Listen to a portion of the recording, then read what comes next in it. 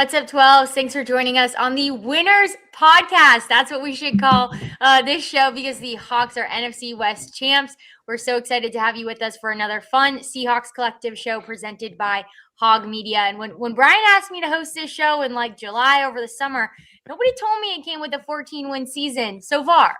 So I am absolutely hyped about it and here to talk about it all with me tonight. Michael Shandugar covering the Hawks from The Athletic, Rob Staten from the Seahawks Draft Blog, and Brian Nemhauser, the Hawk blogger. Let us know how you're feeling about the big win and the rest of the season to come, and ask these guys any questions that you have. But we got to start with the game, what it was like during the game, after the game, all of it. So Brian, just take us back to Levi Stadium. What was that atmosphere like?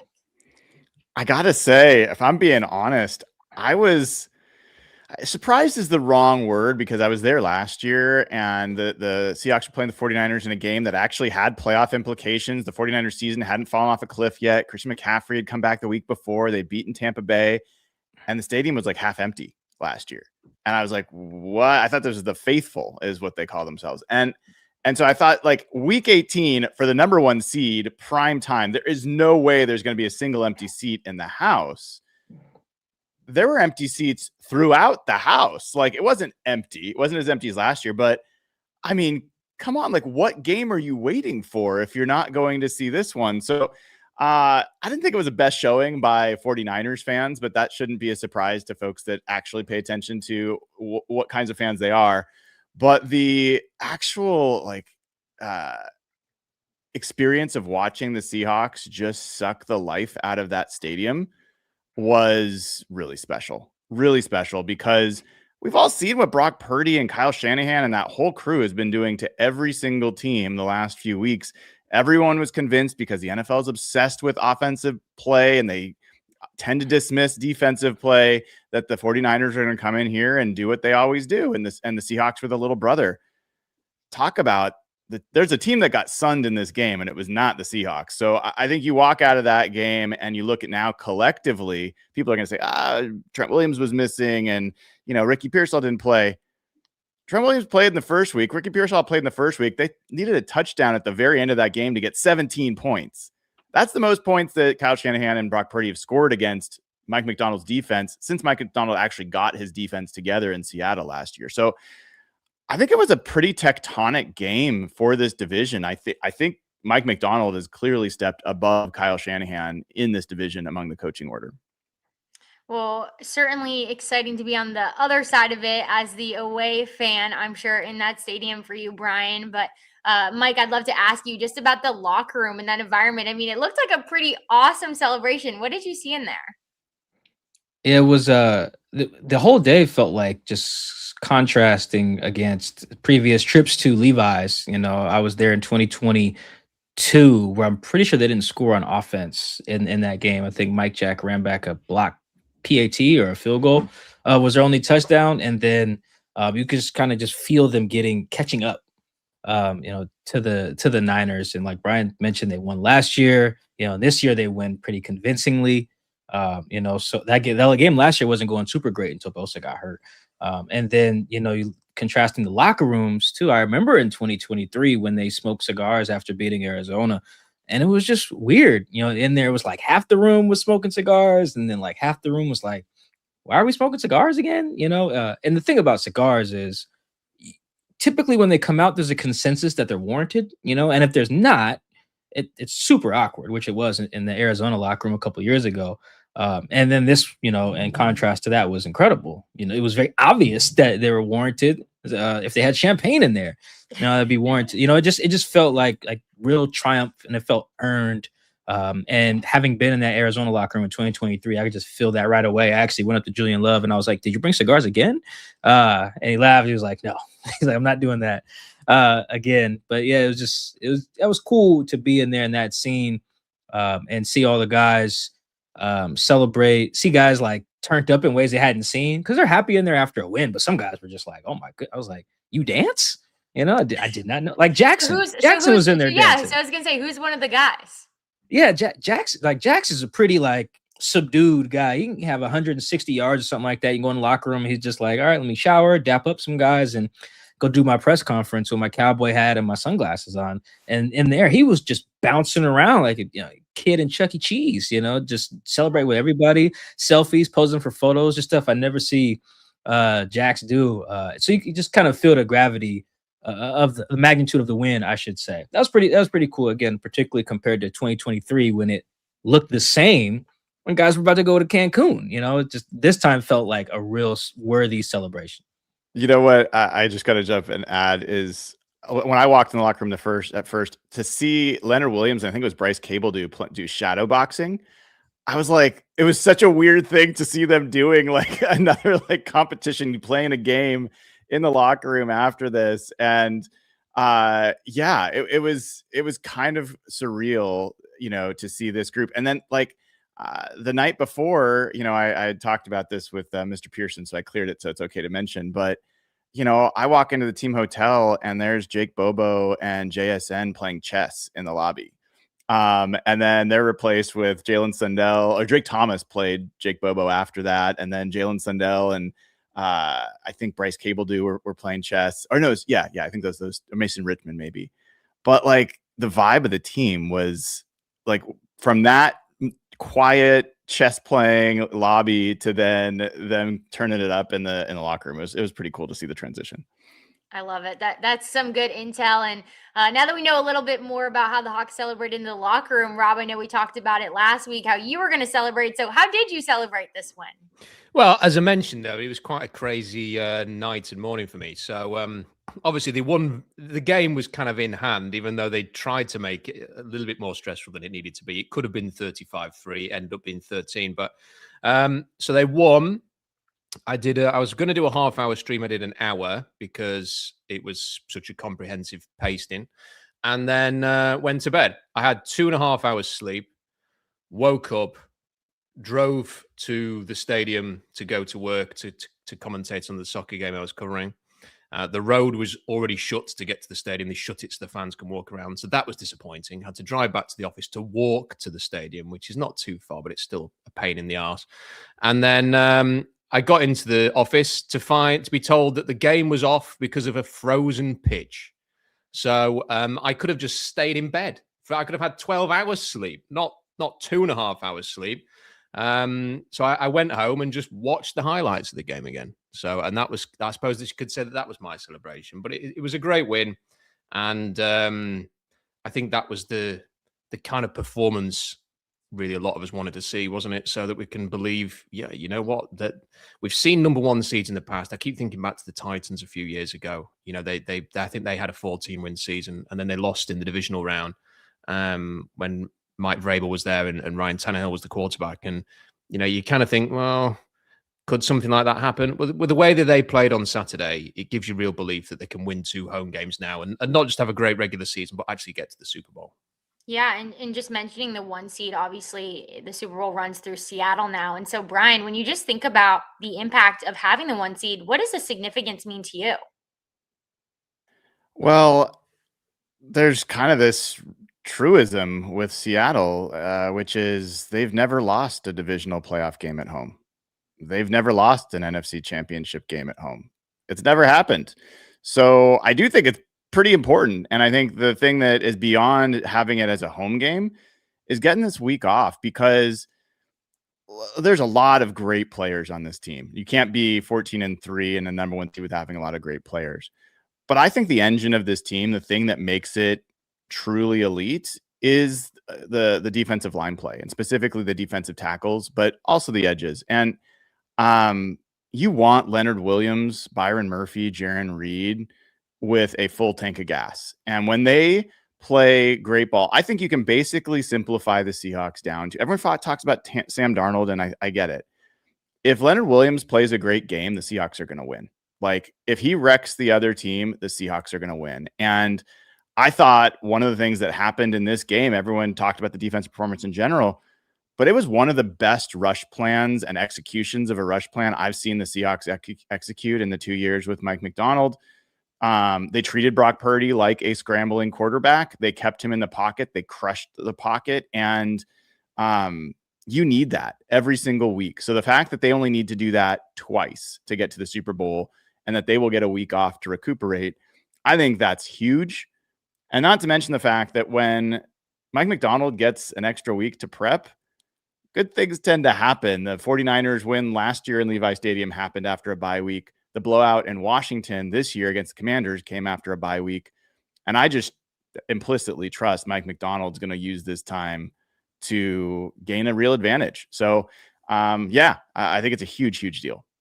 Well, they certainly have the stats and the history on their side, but some people nationally, Mike, are just saying, I don't know if this bye could be good for Seattle. Maybe they're getting a little rusty. They don't really like the time off. What are your thoughts on just the bye and the significance of it?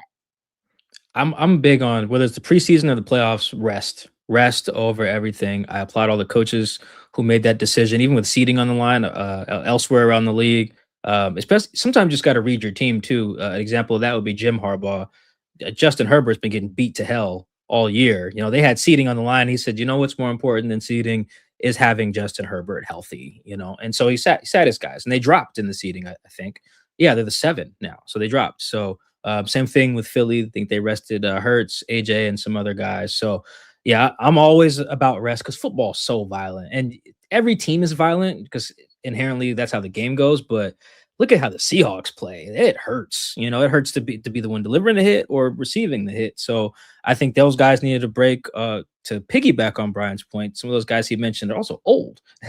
So like you want to give 33-year-old D-Law some time off and even Cup some time off because he's part of your run game as a guy who's 30 plus, all that stuff. So yeah, the rest is huge. The way they do. I was hoping they do the scouting like this. Someone asked on our Zoom with Mike, and he mentioned that they're going to advance scout all the 4 possibilities too. So they're not just sitting there waiting until someone wins or someone loses to say, all right, let's go. Let's prepare for the Rams. No, they're doing all of that now, which is great as well. So, they'll be prepared. But yeah, rest is always the key, man. Brian sees it. I see it during the week. These guys got to go through a lot to play on Saturday, Sunday, whenever it is. It's tape, it's injections, it's massages, it's whatever. This is not a Lions collective, but if you go listen to Taylor Decker, describe what he had to go through to play through this season. There's probably like 5 Seahawks guys who had to go through something similar. So yeah, you get a week off to just not get hit or hit anyone. That's an advantage in itself right there to me. Hey, that's why they love the shadow boxing. You just kind of dodge. You're not getting touched, but you feel violent, but you're not. When you said that, Mike, it made me think of Josh Jones. I think that guy deserves a ton of credit for playing in this game. I think he was really banged up, and to make it through, he came off at one point and then he finished. Like, that's a perfect example of exactly what you're talking about.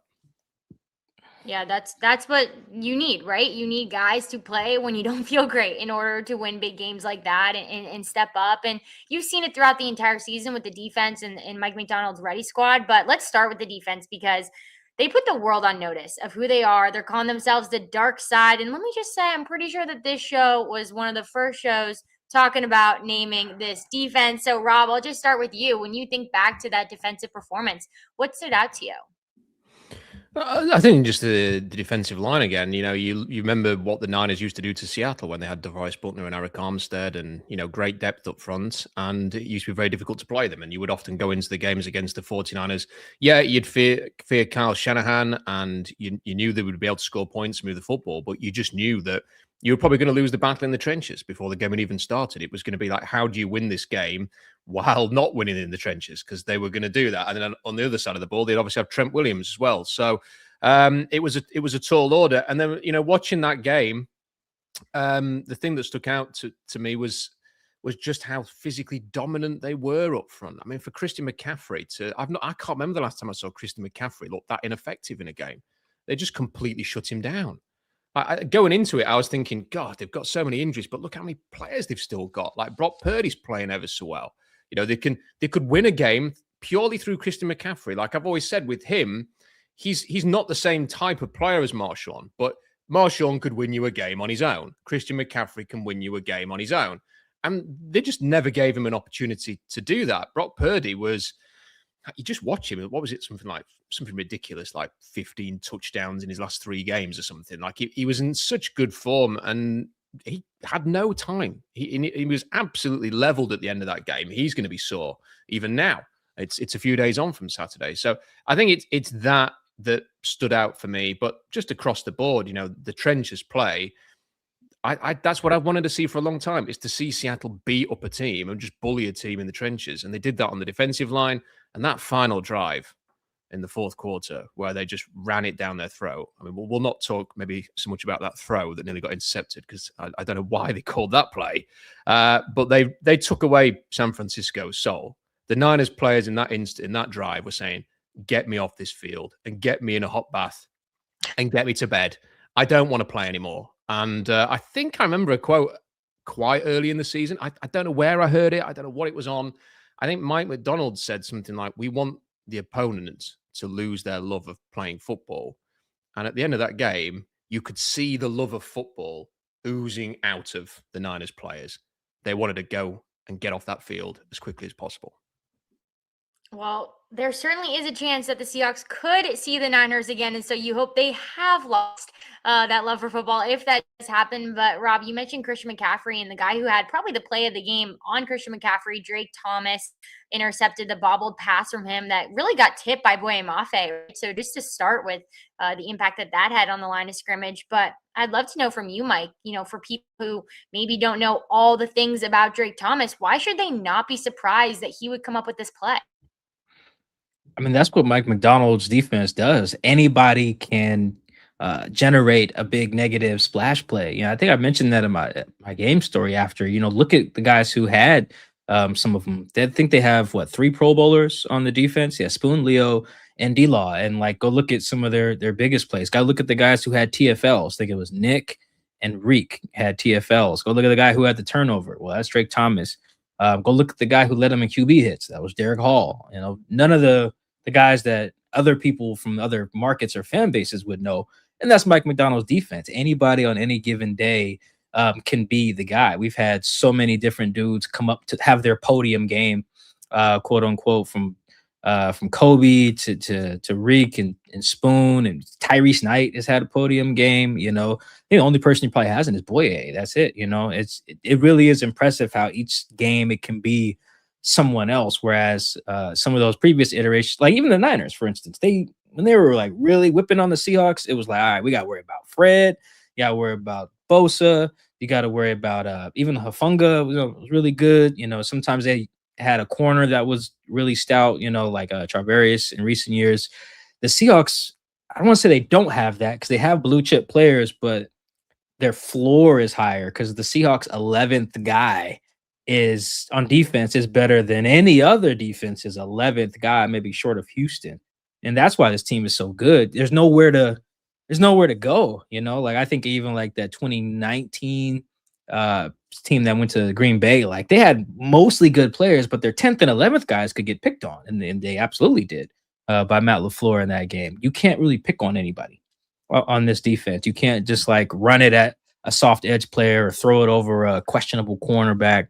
Can't do that. And that's why they, guys couldn't get open. I remember being in 2022 at that stadium in the playoffs, and then Brandon Ayuk and guys are just running all over the place. There's always explosives when they play the Seahawks. Whether it's Christian McCaffrey runs, Debo touchdowns, Ayuk touchdowns, Juwan Jennings making guys miss. There was none of that. I don't even know if Christian McCaffrey forced a missed tackle on Saturday, to Rob's point about just holding. I've never seen that in any game from Christian. It's just, there was complete domination. And I was listening to some national coverage Sunday and Monday, and some people made the point that might have been the best defensive performance of the season by any team. I didn't think of it that way. Watching it live, they might be right. It's hard to find a better defensive performance given how hot the Niners were and what the stakes were. We really just watched an all-timer, I think. There were also shutouts this season, right? And the Niners did get points on the board. There were only 3, but they did get points on the board. So that's a big thing to say. And like you mentioned, just the run defense. And Brian, I know you put out a wild stat about the dark side run defense and maybe what they've done against top running backs like Jonathan Taylor, Kyron Williams. Do you mind just explaining a little bit more about that? Yeah. So over the last, I don't know, 5 weeks? I mean, they faced Bijan Robinson, Jonathan Taylor, Kyron Williams, Rico Dowdle, Christian McCaffrey, all very good running backs. Anyone that plays fantasy football knows that. And over those 5 weeks, they've given up a total of 0 rushing plays of 12 yards or longer, which is wild, right? Like I've been tracking these numbers forever. Pete Carroll in his old, time, like he had explosive plays as 16-yard passes and 12-yard rushes. So I kind of have been doing that since 2010. And I don't think I've ever seen a 5-game streak against any competition where they've gone without giving up a single explosive rush in that situation, let alone to teams like, I don't know if anyone watched Atlanta play the Rams, which pretty good defense. And Bijan Robinson got a few rushes over 12 yards in that game. Like it's not easy to contain a guy like that, especially on his home turf. So yeah, they're playing amazing football. I'll also say, like, one of the things that kind of jumped out to me, it's not just the rush defense. I mean, they've given up under 160-yard passing, I think, in 6 of their last 8 games. If you take out the Rams game, which is a huge point total, 37 points, right? Huge point total. But the rest of the games over that 8-game stretch, they're allowing 7.6 points. So even with the Rams game, they're allowing 15 points over that stretch. And that's just, that's elite level stuff. And I think it was surprising to me that when I went back and was doing some DVOA digging, that this Seahawks defense, from a DVOA perspective, not from my perspective, they have room to prove, but literally from a DVOA perspective, are the best defense in Seahawks history. They're the 11th best defense in the history of the NFL by DVOA. The 2013 LOB was 14th. So yeah, really, really heady stuff. They are peaking. They've reached another level the last few parts of this season. You can tell that they definitely played with even more of an edge that maybe they normally have. I think Uchenna Nwosu said before the game, or maybe after the game, we owed them one for the first game of the year. You could definitely see and feel that this defense wanted a rematch and wanted to get back. But I do want to spend some time talking about the offense. And I know, Rob, I'm sure you want to talk about it. And I'd love to just start off with the 3rd and 15 plus that we have just seen over and over and over 4 times this season from the Seahawks. They're the only team to have completed that feat this season, their 3rd straight game. So, Rob, how are the Seahawks running the ball and getting that many yards for first down? Well, that was a highlight of the season because when the run was completed on the TV broadcast, I'm sure Brian and Mike have seen this now probably on Twitter, but the camera immediately panned to John Lynch, and he's going, oh, I can't believe it. He's just so furious. Like, he's got his head in his hands. He can't believe it. And I thought, God, I've had that reaction when the Seahawks have given up huge, horrible 3rd and long plays over the years. So I knew exactly how he felt. But there was a weird thing as it was happening. Like, he set off running, and I think we all anticipated it was going to be a run for that play. It was a give-up play, really. And you're just setting yourself up for the punt. And then as he set off, and just as he got sort of to that second level, you're just thinking, he's not going to do this again, is he? Because we've obviously seen it before. And as he was weaving through the traffic, and you think, he's got a chance here, he's got a chance. And then as he did it, that was probably the play that I celebrated the most, apart from the touchdown. Because it just felt as if, and I think Troy Aikman said this, is that the play? Is it the straw that breaks the camel's back, effectively? Because just before that, I think you had the fumble, hadn't you, which led to the 3rd and long situation where Sam Darnold got tripped up, he's fumbled the football. The Niners should have recovered that fumble. It should have been a great opportunity for them to go and score a touchdown there.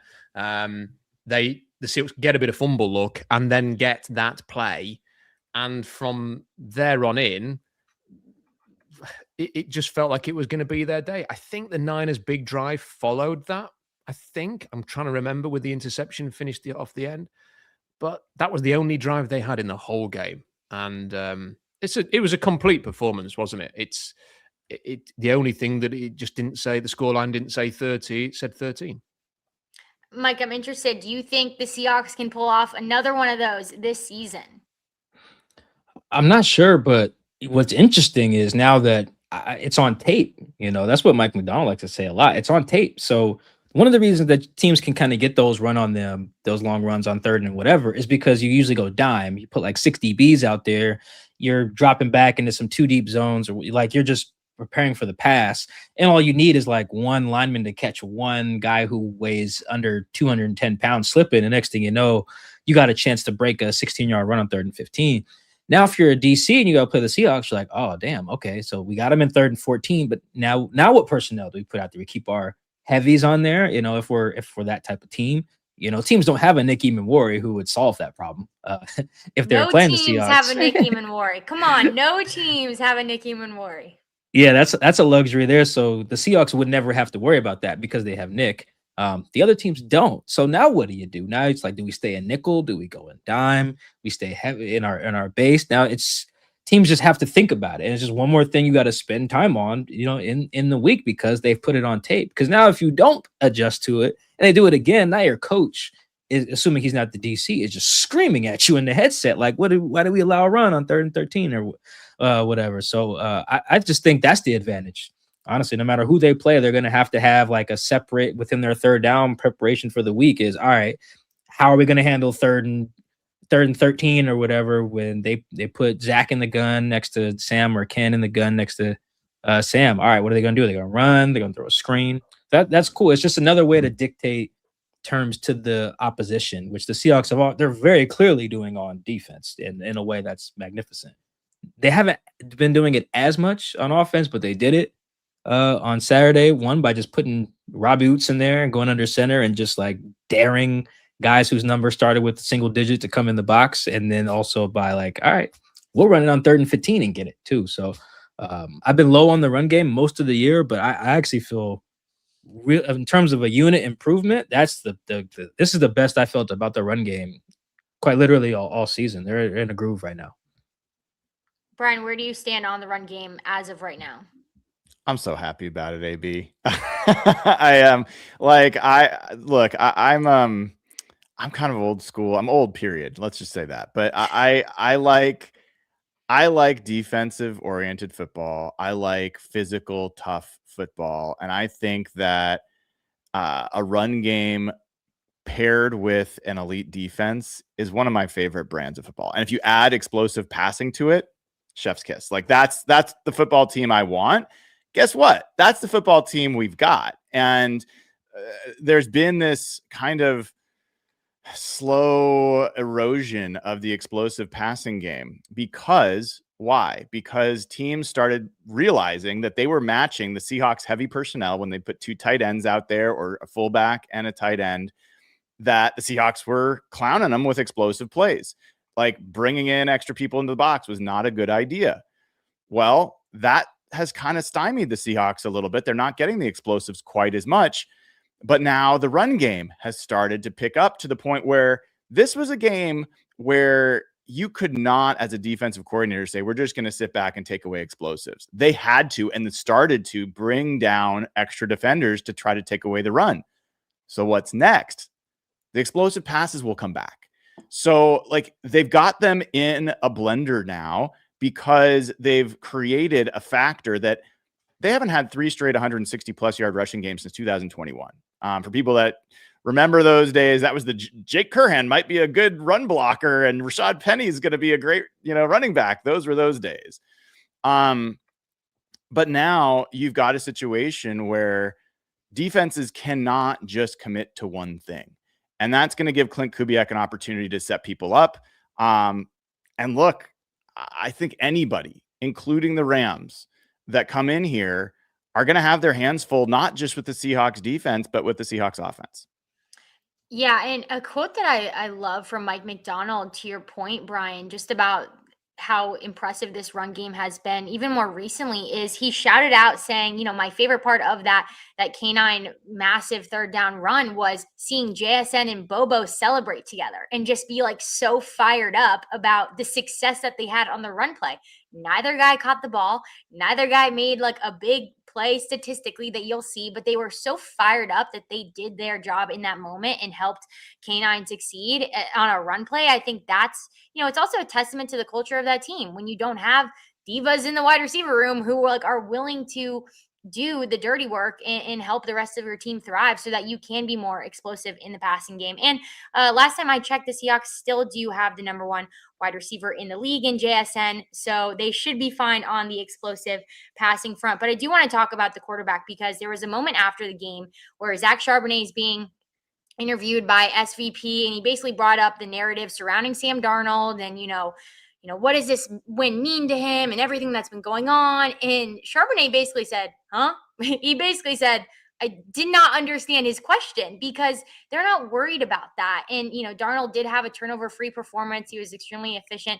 Certainly wasn't a dominant offensive performance from the Seahawks. But just from you, Mike, what did you see from the quarterback in this game?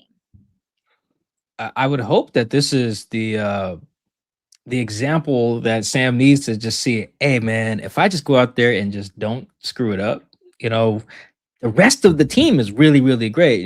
Jason Myers misses aside for a second. Like, we got the special teams and the defense to go out there and win a game 16-9 or something like that.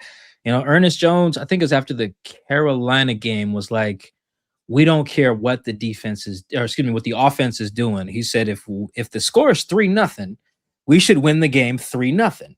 And I was thinking about that when it was 7-0 for a lot of Saturday. I was like, dang, Ernest, I see what Ernest is talking about. Because I never felt the Niners were going to score a touchdown, and they didn't. But it is just a lesson to the offense, because that really is. I think there's two drawbacks to the offense currently. It's if Sam coughs it up, particularly in a way that is hard for the defense to overcome. Like, for example, in the Carolina game, he turns it over and Carolina starts on their own 20, and then D-Log gets it right back. Both the Rams games, he had picks that got brought back to the goal line. That's just not every turnover is even in that way. So just avoiding those altogether would obviously be great. And then the other one is just like, all right, what happens if you can't get the ball to Jax? Because like Brian was just saying, they're not super explosive in the passing game right now. Shaheed's not at all, really. Coop's not doing much there with any consistency. So, but the main one for me is just the turnovers. This team is so good everywhere else, particularly now if they're running it. I wouldn't have said that a month ago. Now that they're running the ball well and dictating some terms with that, if Sam just go out there and say, all right, man, I'm going to just spread this around a little bit, just make some safe throws and, maybe a couple ones. I'll take a shot here and there, which is basically what he did. Took 2 or 3 shots in the game. That was it. You probably win 16-10 if the other team can even score a touchdown. It takes a lot to get to that place as a team. You got to be good on special teams, just nails on defense. And that's what this team is. When Brian mentioned the run defense, I looked up something on True Media real quick because I was curious. 12 yards on a run is usually counted as an explosive. That's what the Seahawks use for the most part. League wide, the Seahawks have only allowed 9 runs of 12 or more yards. So 9 explosives by running backs. That's the lowest in the league. They are the only team in single digits. It looks like Denver's at 12 and Jacksonville's at 13, and I could read the rest. But that's 9. Think of how many teams have run the ball on the Seahawks. 9. That's it. And some of these are exactly 12 or 13, in week 1, Christian McCaffrey had. I think Kenneth Gainwell had a 13-yarder. That's week 2. This team is crazy good. So you can't run it, can't throw it. All Sam has to do is what he did on Saturday. That's probably why JSN was so fired up in the postgame. He was like, man, Sam led us. I love what Sam did. And if you haven't been around the team all year, you're like, dude, what are you talking about? This guy had 100-something yards, wasn't great. It's no, because they're probably see if he just do that, it's all we got to do because our defense is so goddamn good. So I was happy to see that from the offense, and I hope that was I don't want them to play scared per se, but I mean, it's almost like just reading the game out. Our defense good, special teams good, score 17 points. You probably win every playoff game that you play. Sam mentioned just how this team is able to find different ways to win. And Mike, I love what you said about if maybe you haven't been following this team that closely, or maybe you don't know the internal chemistry between this group. You might see the offensive performance and be a little concerned. But because you have been closely watching this team, you're able to say, no, look at how our defense carried us and put us on their back. But just from you, Rob, interested, are you concerned with the offense only scoring 13 points? I'm not concerned by it because I think there were some sort of freaky things going on there. I mean, I don't want to tempt fate, but I don't see Jason Myers missing that second kick again. I don't know if the conditions maybe had an impact there or whatever it was. And then, the turnover on downs early on, Sam Darnold should make that throw to Zach Charbonnet on the Spider Y2 banana. He should do that. Any chance you get to say Spider Y2 banana should be taken, in my opinion. And then, really, I was kind of hoping they were just going to run the ball conventionally. There were a couple of barnyards and they were going to get it in. So I think they'll learn from that. I think there's been a few games like that where certain things have happened, even defensively. You think to the Rams game, the second game, and the Tampa Bay game, things have not quite gone according to plan on defense, and they've learned from that. I think there's probably a couple of lessons from this San Francisco game. They have put up big points in previous games against some good defenses. They have been able to move the ball. So I'm not concerned by the 13 points. I think that the only kind of concern that I have is just wanting this team that have been so much fun to watch all season to just carry on playing for another 3 more games. That's the only thing I'm sort of fearful of now. I want to get through to the end. We've kind of got this far. I got the number 1 seed. I don't want it to end in 2 weeks or 3 weeks. You just want to keep having to see us on Tuesday nights, Rob. That's what it is. Really, for you, it's kind of like Wednesday. It's like Tuesday, Wednesday. It's so it's late. Definitely Wednesday. It's already Wednesday. Now. Well, Wednesday for you. Wednesday for you. Brian, Rob mentioned it, but I heard you ask Mike McDonald, I believe today, just about his decision on maybe those short yardage situations. Can you tell us what you learned from his response? Yeah, you don't always know what you're going to get in that moment. And you never want to come across as like being smarter than the coach, because that's a stupid thing. And it's just not the case. So I tried to make it clear, like, all right, for people that don't know all the ins and outs of play calling, can you explain why it's not as simple as just running the barnyard from the 1 yard line? Like, you guys are running the ball pretty well. Why not just do that? And to Mike's credit, he was like, honestly, we probably should have. Like, that would have been the better thing to do. And he said, like, he reviews goal line plays every week. And so he approves all this stuff. He signs off on it. He thought they had a good play call there. And I'll actually give your pop credit here from this morning when I was on talking to him.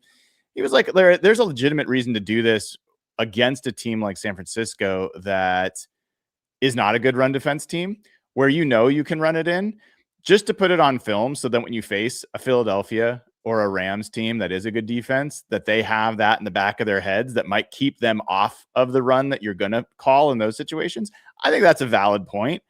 I also think, like, come on, this is the first drive of this game. You want to just score points. I'm not thinking about future games or anything like that. So hopefully they learn from it. But the thing is, if I know a lot of people have criticisms of Clint Kubiak. I'm not as much one of them, but I do feel like he outthinks himself at times. And this is a situation where he seems like he's been a little bit reluctant to just lean into the barnyard. Like, I think it's like, it's not his play. This is a play we know Mike McDonald requested this offseason, and AJ Barner in particular. And I don't think Clint's like precious about it. Like, oh, that, it wasn't my idea, so I'm not going to use it. But he just doesn't seem comfortable with it, or doesn't seem to like have locked in. I think that even on like 3rd and 3, they should be considering running that play twice. Like, I think there's way too many moments, AB, where I think Clint Kubiak puts things on Sam Darnold's shoulders that puts him in a situation where he can make a bad decision where it's not necessary. Like, just run the ball in, get a touchdown, and everybody's feeling good after that play. So I hope that they just, even if people know it's coming, say, yeah, they got to stop it. Anyway. You got to stop it. You might know exactly. it, but you got to stop it. Yeah. Exactly. Now, hey, listen, you mentioned AJ Barner, kind of pushing for the barnyard maybe in the offseason. If a play was named after me, I'd be pushing for it. I'd be like, we're all running this as many times. What would the AB play be? If there was a play named after AB, what would it be? The fake barnyard where you go around like the Mark Andrews play and score a touchdown. That's what it would be. And I have been waiting for the Seahawks to pull out a fake barnyard, something like that. Maybe I missed it. I don't know. Did I miss it? But hopefully we'll get to see that. Mike, I'm interested in your thoughts on the use of the barnyard and anything that Brian said. Yeah, so numbers sake, the barnyard is 9 of 10. According to True Media, the only time they didn't get it was the Rams game. The AB fake barnyard would be 10 of 10. Fair. So I'm a big proponent of the barnyard. I'm a big proponent of spamming it like the Eagles do. Just keep running it until the other team stops it. I love it. So I actually enjoyed that answer to Brian's question that Mike McDonald gave. It's the second or third time I've just been like, you know what? I can appreciate that from the head coach. The other time, I can't remember which game, you guys will probably remember. They weren't going to go for it, call timeout, then went for it, heard the fans booing, and then got it on 4th and 1. It was at home, obviously, because I said the fans, but I think like that was the Vikings game. yeah, I think so. And then Zach ends up scoring, I think, later on that drive. Yeah, it was either that or like the Colts, maybe. But either way, the point Yeah, maybe was, it was Mike McDonald, actually, it couldn't have been the Colts. They didn't score a touchdown. So yeah, the Vikings. Yeah. So Vikings game. And afterwards, Mike McDonald someone asked him, like, did you hear the fans like kind of disagreeing with you guys bringing the field goal team on? He was like, yeah, we heard them booing. Turns out they were right. You know, you just don't get that often. Love his Coaches are pretty honesty. Love his stubborn. honesty. It's so great. Yeah, I really appreciate that though, because you see some of these other coaches and be like, yeah, you know, a lot goes into play calling and blah blah blah. No, man. Sometimes we're all just watching the same thing, man. Go for it, you know. And that was one of those instances. So actually, I love that from Mike because it gives me faith that he is gonna learn. Because sometimes you hear these coaches break down their methodology for like kicking versus going or holding their timeouts or using their time, whatever. And you're just like, oh, he learned the wrong lesson from that. We're screwed. Mike, not as much in some of these cases where it's like, yeah, you know, now we should have just called the barnyard from the 1 and scored. Like, I love that because he's right. The fans are right. You know, anyone who was thinking that in real time, like me, was right. So I actually love that from Mike. Gives me faith that he'll make the right calls in the future. Yeah, a real authenticity from Mike McDonald, like you've seen since the moment he walked in the VMAC. But there is some new news from the Seahawks and other reasons just besides the big divisional win, some injury updates and some coaches' names that are in the headlines that we definitely want to talk about. But first, we do want to share our partner for this season, the Sleeper app. So check out this quick video. Sleeper is the #1 fantasy sports app. It pays to know sports. Pick more or less on top players. Your first pick is on us, so start winning now. Play in Texas, Georgia, Minnesota, and 27 more states. Pick anytime across all sports, pregame or live. Over 10 million players are already on Sleeper. Make your picks count. Score up to 1,000 times your cash. Join today. Get up to $100 credit using the code HMA. Call your shot on Sleeper. Download now. Hey, let us know if you've used our code. We've been doing this show throughout the season, so we'd love to know. But if you haven't, check it out because it's great to keep up with all that's going on, news alerts, live scores, stats, win real money and real-time chats with others. Make sure to check out the #1 sports app today and try it out for yourself. Use promo code HMA and you'll get up to a $100 match on your first deposit. Terms and conditions apply. See Sleeper's terms for use for details. Currently operational in over 25 states. Check out the Sleeper app today. And I did just say that you can win real money on Sleeper, but you can also win real money if your name is Charles Cross because he recently signed an extension with the Seahawks. Mike McDonald calling him the cornerstone of this program. Rob, I'd love to know your thoughts on this extension. I love that you go to Rob. Well, it's funny because I did a stream with Jeff Simmons a few hours before the contract was announced, and we were talking about what would be fair value. And we kind of, I think we both came to the conclusion that about 24 million a year would be a fair price. You know, I've been quite consistent. I don't think he should be resetting the offensive tackle market. There's very little evidence for that. I think I'm right in saying he hasn't been to a Pro Bowl. You know, and I think he's something like 14th on ESPN's pass block win rate, which it's good. It's not elite.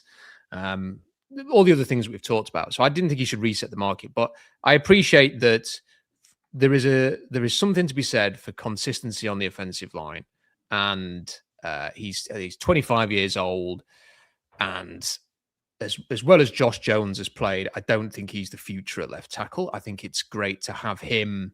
I think he deserves an immense amount of praise, and I don't think it's cost Seattle at all not having Charles Cross, which I think maybe in a weird way might have contributed towards them all coming together and being quite amenable on a negotiation here. Because if he'd have been a disaster, Josh Jones, it would have been very easy for Charles Cross's people to say, here's the blank check that we want to sign. But he wasn't. So then you have to get to the table and you have to come up with a reasonable contract. Now, because of the 5th-year option is involved, if you include that on top of the years that have been sort of tacked on, it was sort of revealed as $26.1 million a year, I think, by Ian Rappaport. But if you include his cap hit for next year, it takes it down to about $24.4 million a year, which is, I think, for the next 5 years, completely fair. I do think some of the there's not been enough of a discussion about Charles Cross and the way that he's played, but I never wanted to see him out of Seattle. I just wanted to see a reasonable contract and not 30 plus million or whatever it was being talked about a few weeks ago. So for me, a fair enough contract for a player who I think is still waiting to take that next step. And I hope it happens while this contract is ongoing. And Mike, we're in the thick of the season, right? We're about to go into the playoffs, but clearly this is something that the Seahawks wanted to make a priority. Is there anyone else on the team that you feel like a deal might get done before the end of the season? Yeah, I don't know if anyone's value kind of marries up with the timeline. I was thinking maybe when Rashid was hot there for a second, I was thinking that maybe, his agent's like, hey, let's just get this done now. That would probably benefit the Seahawks as well, because the free agent receiver market, I don't believe is projected to be that great. You're talking about like someone paying Alec Pierce like 20 plus million or something like that, because there's not a lot of guys out there. So he was one I was thinking about. As for the rest of the class, probably not warranted. I'm glad that the Seahawks and Charles got this done. It was fascinating when I saw Ian tweet who got it done too, because you remember Charles came into the league without an agent, and then he had like a business manager. There's a guy named Saint who has worked with other guys who don't have an agent as well, like Laramie Tunsil, who does his own deals. I think DeAndre Hopkins does his own deals. I think he may have worked with Bobby in the past, Bobby who does his own deals. And if you guys remember, like Saint was in like a controversy with the Bears when Roquan was negotiating his deal. It was kind of weird. They put out a statement like, hey, if you're not an NFLPA agent, don't call the team trying to negotiate. That was this guy. And so Charles hired Clutch Sports, and then Saint got certified to be an agent, like, I don't know, 2 months ago. And now he got the deal done. So it's kind of wonky how this all came about. But I'm glad it got done also, because look at who the Seahawks have had at left tackle who've been good since John Snyder's been here. It's like 3 guys. It's basically Okung, Dwayne Brown, and Charles. What did it take to get all those guys? That's 2 top 10 picks. And then Dwayne Brown, who also was a first-round pick, and I believe they traded a second and a third-round pick in 2 different drafts to get him. My point is, you need to allocate a lot of resources to just get a good left tackle.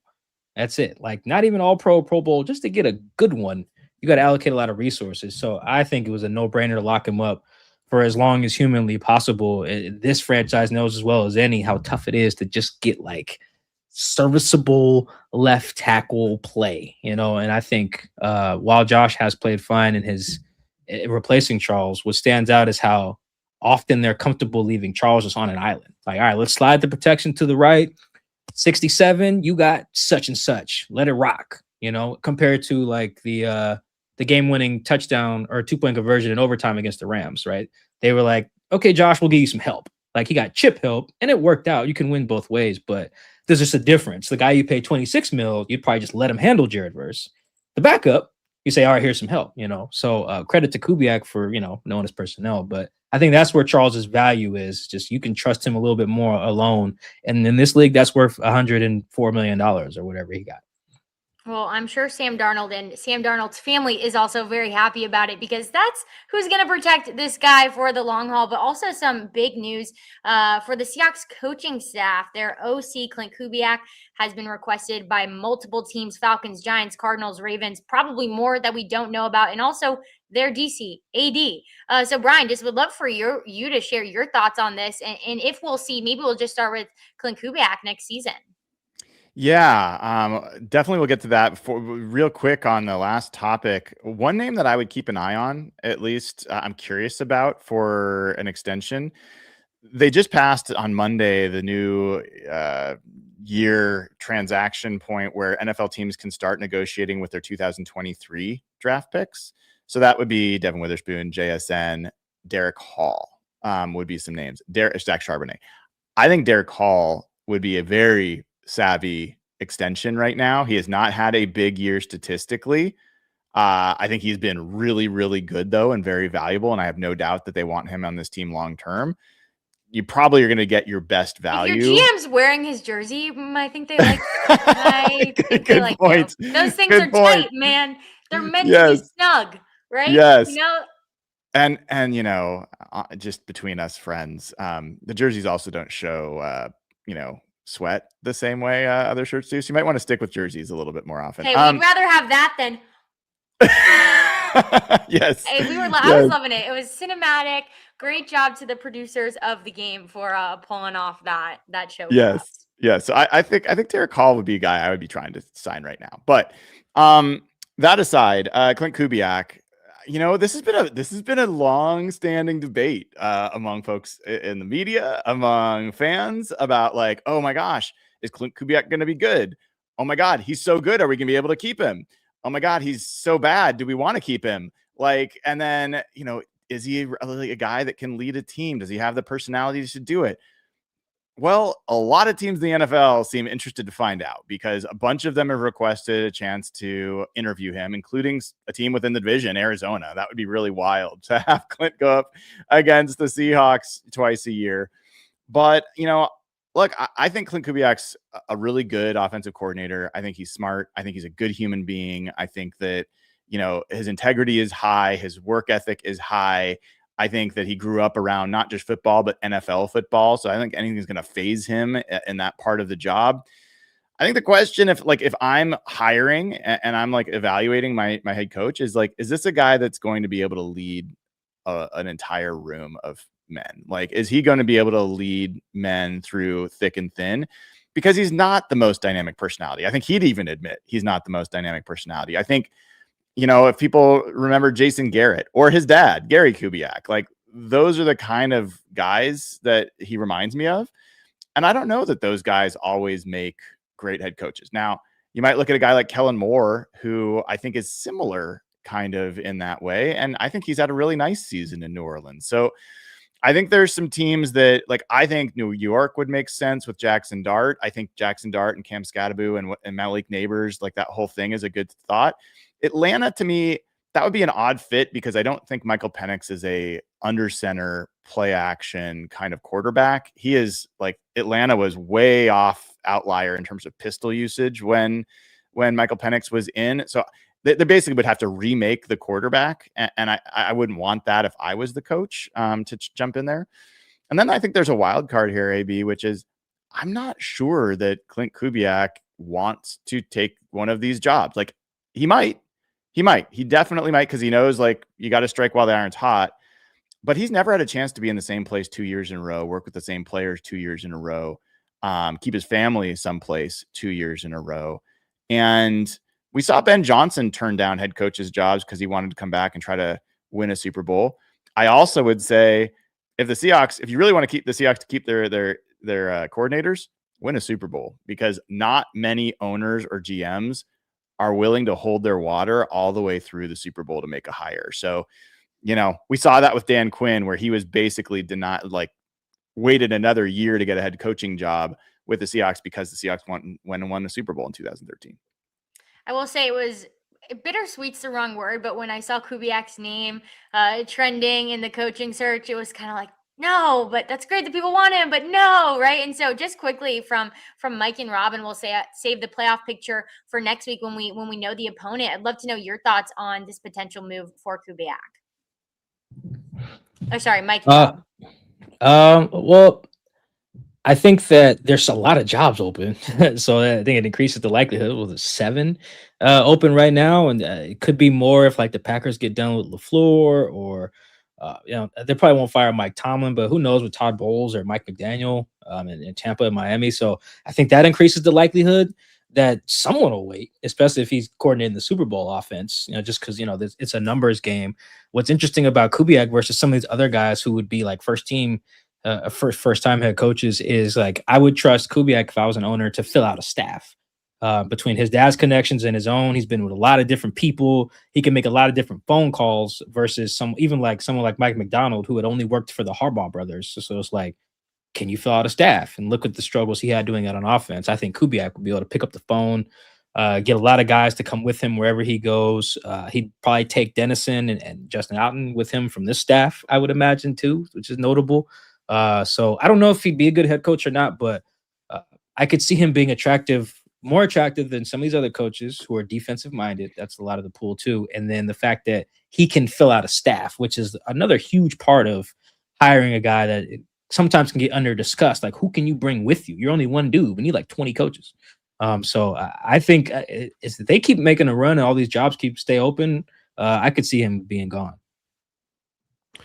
I mean, my thought on it would be, I think the Falcons being the first team to sort of be reported to have serious interest in him is interesting because the Falcons they had the one season when Kyle Shanahan was there and they got to the Super Bowl and their quarterback was the MVP, Matt Ryan, that season.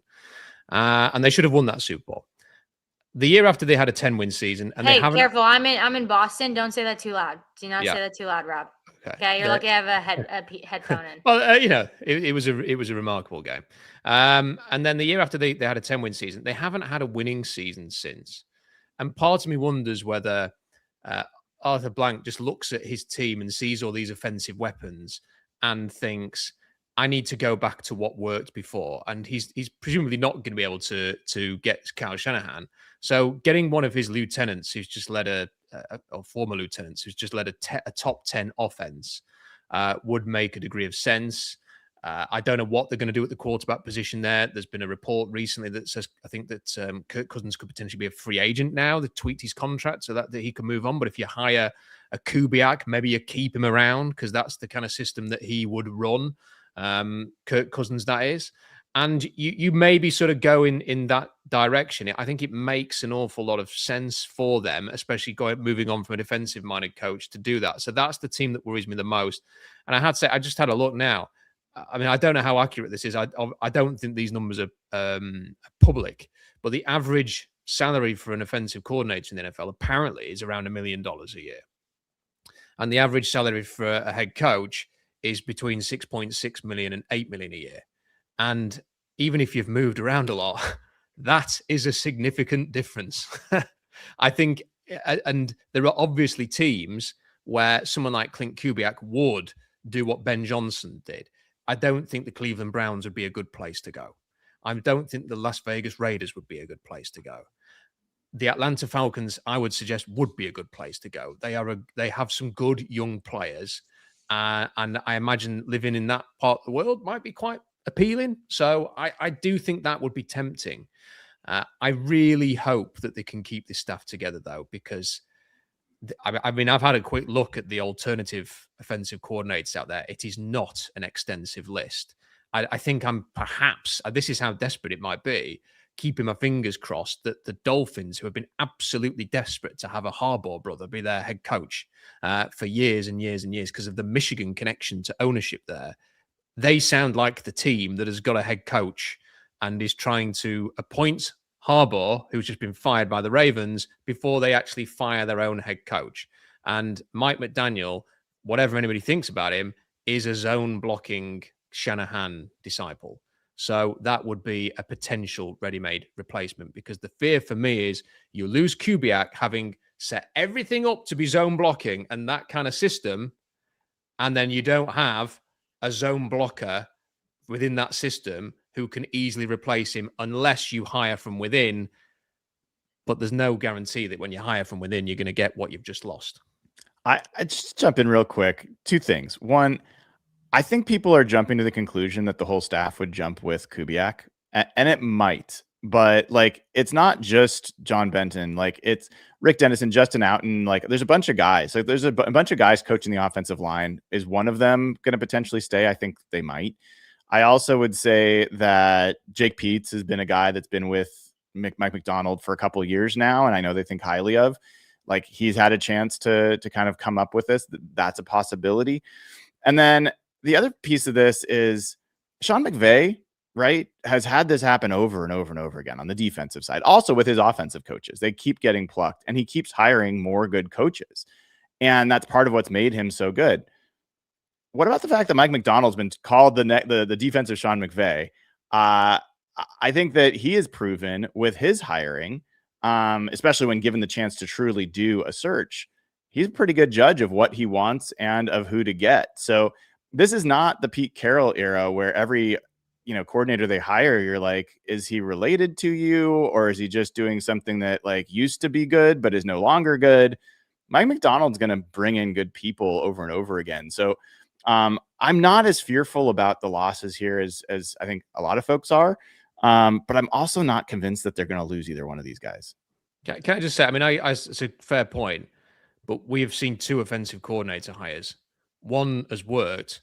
One was a total disaster last year, and we can run through the mitigating circumstances, Yeah. and the lateness and the lack of options there for Ryan Grubb, but it was still a disaster.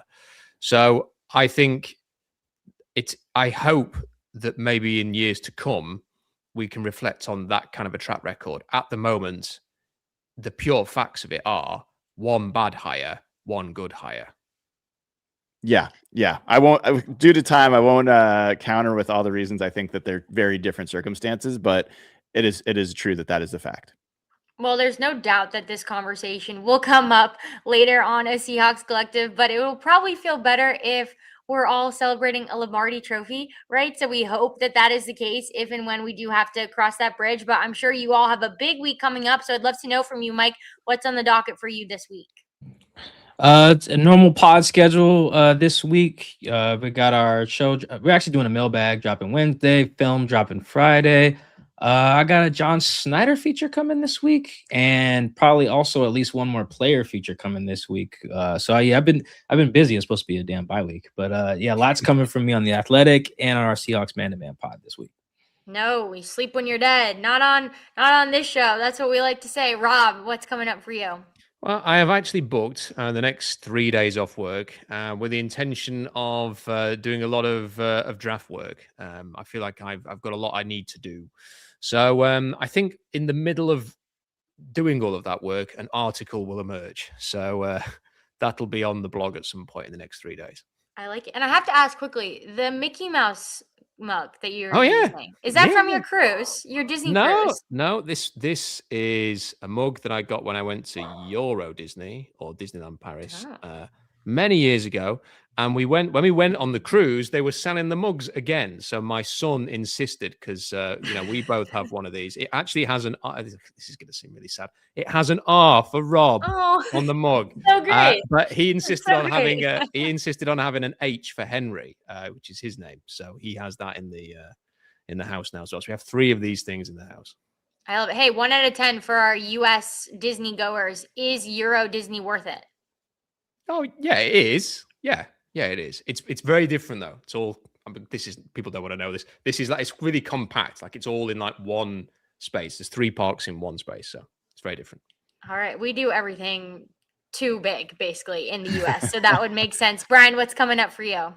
Yeah. First, I want to give a shout out to both Rob and Mike for the coverage they've had this year. Mike, especially, like I feel like he is really up to like the level of coverage that I've seen on the beat. So just shout out to those guys for all that they've been doing. But tomorrow morning, I think what I'm going to do is a show where I dive into potential playoff opponents for the Seahawks. So we're going to break those down. We have it's a double pod Wednesday. We'll have Real Hawk Talk with Evan and Jeff Wednesday evening.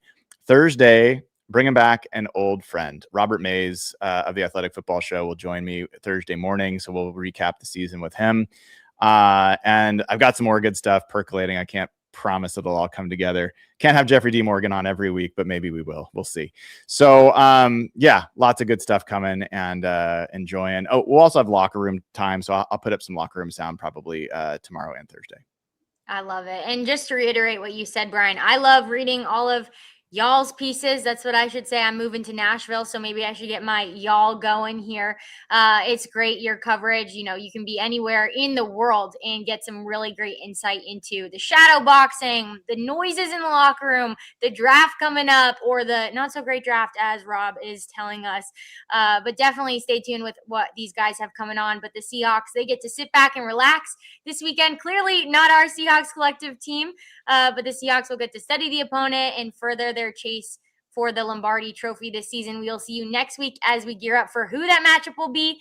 The one thing we do know is that the 12s will bring the house down because we're hoping for another Beastquake. Maybe we release the K9, pop the Chardonnay. Seahawks are playing Death Zone football. Good night and go Seahawks.